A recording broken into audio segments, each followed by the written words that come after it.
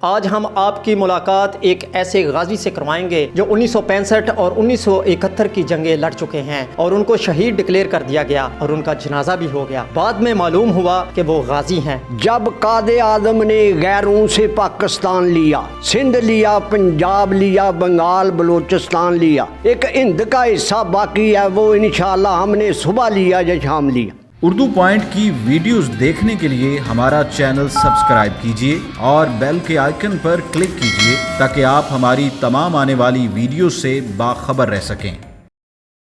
अस्सलाम वालेकुम नाज़रीन, मैं हूं आपका मेज़बान ज़ुबैर अहमद सदीकी। आप देख रहे हैं उर्दू पॉइंट। आज हम आपकी मुलाकात एक ऐसे गाजी से करवाएंगे जो 1965 और 1971 की जंगें लड़ चुके हैं और उनको शहीद डिक्लेयर कर दिया गया और उनका जनाजा भी हो गया।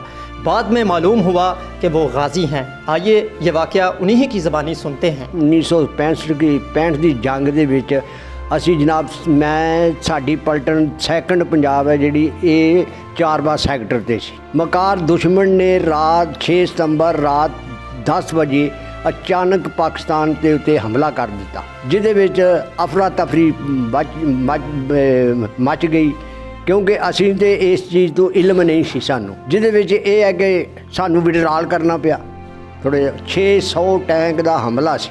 खीर आन के चविंडे सैक्टर के उत्ते मकामे चविंडा के उत्ते डट गए हैं, जिहदे विच साडे बहादुर जवानां ने अपने सीने दे नाल मैन फील्ड बन के टैंकां थल्ले लेट गए ने। दुश्मन दे टैंक ने ਜਿਹੜੇ ਉਹ तबाह बर्बाद होए ना, उन्होंने सोचा कि हुण ते मुसलमान अखीर कर चुके हैं। उन्होंने फिर हिंदुस्तान ने अपने टैंक ने ਜਿਹੜੇ वापस विड्रॉल करना शुरू कर दिते। 6 सितंबर रात ਨੂੰ यक लखत ਉਹਨਾਂ ਨੇ हमला करने नाल पाकिस्तान की पाक सर जमीन है ਜਿਹੜੀ ਉਹਦੇ ਤੇ 29 मील लंबाई ਦੇ ਵਿੱਚ और 14 मील चौड़ाई ਦੇ ਵਿੱਚ ਚਵਿੰਡੇ तक इंडिया ने कब्जा कर लिया। मुल्क की खातर जान कुर्बान करने वास्ते ये नहीं तकिया कि असी शहीद हो जाएंगे। हैं जी हाजी साहब अपना दूसरे सिविलियन भी सन। हाँ, सिविलियन भी विच शामिल सन। ਜਿਹੜੇ सिविलियन सन ना, वो तो सानू इस चीज़ की कुछ पानी की या अमनीशन की सपोर्ट करते सन। आपको शहीद कैसे डिक्लेयर किया गया और आपका जनाजा कैसे पढ़ाया गया? ये जनाब 65 की जंग तो बाद असी अपनी ट्रेनिंग वास्ते हैवी गन्ना दियां ਜਿਹੜੀ फायरिंग है ये टिल्ली जोगियां की जिले जेलम दे विच हुंदी है। उत्थे फायर करने वास्ते जांदे पेशां ते एक्सीडेंट हो गया मेरा, जिहदे विच है कि फिल फॉर जेलम CMH एडमिट किया गया। कुछ साह की रुकावट के नाल डॉक्टरां ने यह कह दिता पलटन नूं भी कि बंदा जिहड़ा वो तुहाडा डैथ हो गया। गैबी जनाजा पढ़िया गया। इन्नी देर नूं फिर CMH चूँ इतलाह चलेगी कि नहीं जी बंदे का साह आना शुरू हो गया है। क्यों कि अल्लाह की ज़ात वो है, अल्लाह की ज़ात ने एक ही लफ्ज़ कहना कुन फायकुन कि हो जा। जिस वक्त अल्लाह की ज़ात पाक ने दोबारा साह आना मेरा शुरू हो गया, इस वजह से तो गाजी बन गए। तो खुदा का करना था कि इनको दोबारा कुदरत ने ज़िंदगी दी और ये मतलब है इनको सांस आना शुरू हुआ, तो इनकी सेहत आस्ता आस्ता शुरू मतलब है कि बेहतर होती गई। तकरीबन महीना 1.5 महीना रहने के बाद जेलम CMH में इनको मतलब है कि CMH वालों ने छुट्टी दी और मैं इनको अपने साथ लेकर पहले यूनिट में गया। यूनिट से फिर इनकी हाज़िरी लगी और वहाँ हाज़िरी लगवाने के बाद हम अपने घर वापस आ गए। तो जिस वक्त तो अल्लाह ताला ने दोबारा ज़िंदगी बख्शी तो घर छुट्टी मैं आया, तो फिर तो अल्लाह नूं पता है या मेरे वालदैन नूं पता कि जो उन्होंने उत्ते खुशी का समा सी। उसके बाद गांव वालों ने देखने के लिए एक खुशी का ऐसा समा था कि देखने के लिए जिसको भी पता चला कि सदीक अल्लाह ताला ने दोबारा उनको ज़िंदगी दी है, तो वो आकर मिले हैं और जफ्फियाँ डाल कर मिले हैं।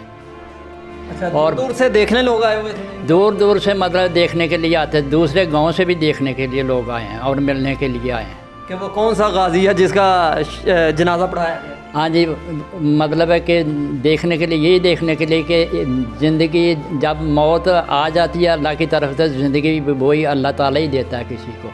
हाँ जी, तो अल्लाह ताला ने इनको मतलब कि ज़िंदगी बख्शी और दोबारा दुनिया में ये फिर एक किस्म के दोबारा दुनिया में आए थे। 71 की जंग शुरू हो गई है, तो वो जनाब असां दरमान सैक्टर के उत्ते वो जंग के हिस्सा लिया।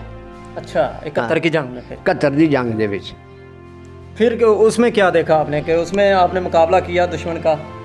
ਉਧਰ ਵੀ ਅਚਾਨਕ ਦਰਮਾਨ ਸੈਕਟਰ ਦੇ ਉੱਤੇ ਅਚਾਨਕ ਉਹਨੇ ਹਮਲਾ ਕੀਤਾ ਸੀ, ਜਿਹਦੇ ਵਿੱਚ ਉਹ ਜੀਜ਼ਪੁਰ ਬੋੜੀ ਤੱਕ ਉਹ ਪਾਕਿਸਤਾਨ ਦੀ ਸਰਜ਼ਮੀਨ ਦੇ ਉੱਤੇ ਅੰਦਰ ਆ ਗਿਆ ਸੀ।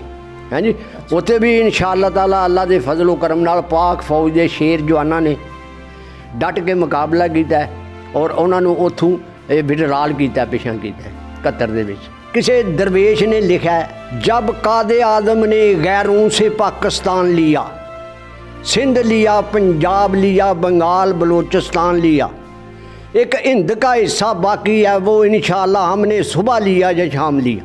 अगर आज भी हमें फ़ौज वाले वापस बुलाएं, भारत अगर मतलब है कि नापाक आदे हमारी सरजमीन के ऊपर हमला करने के लिए तैयार होते हैं, तो हम आज भी इंशाअल्लाह फ़ौज में हाज़िर होकर अपने मुल्क के दफा के लिए हर वक्त तैयार हैं और अपनी जान भी देने के लिए और बच्चों को भी शहीद कराने के लिए हम बिल्कुल तैयार हैं। कि लामा इकबाल साहब ने ये भी फरमाया रहमतुल्लाह अलैह ने, गूंजेंगी पहाड़ों में तकबीर की आवाज़ें, हम मिटते मिटाते भी दुश्मन को मिटा देंगे। तो आप जब आर्मी में थे, आप उस वक्त शहीद होना पसंद करते थे कि गाजी होना पसंद करते थे?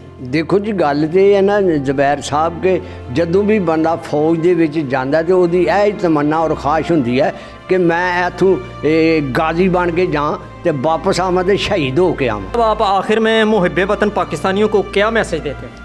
मैसेज यही है मेरी इन्हां वास्ते कि तुसीं अपने मुल्क दी खातर अपना खून दा आखिरी कतरा भी है जिहड़ा ओह तुहां बहाना। 2 जंगां दे विच ते मैं हिस्सा लिया है।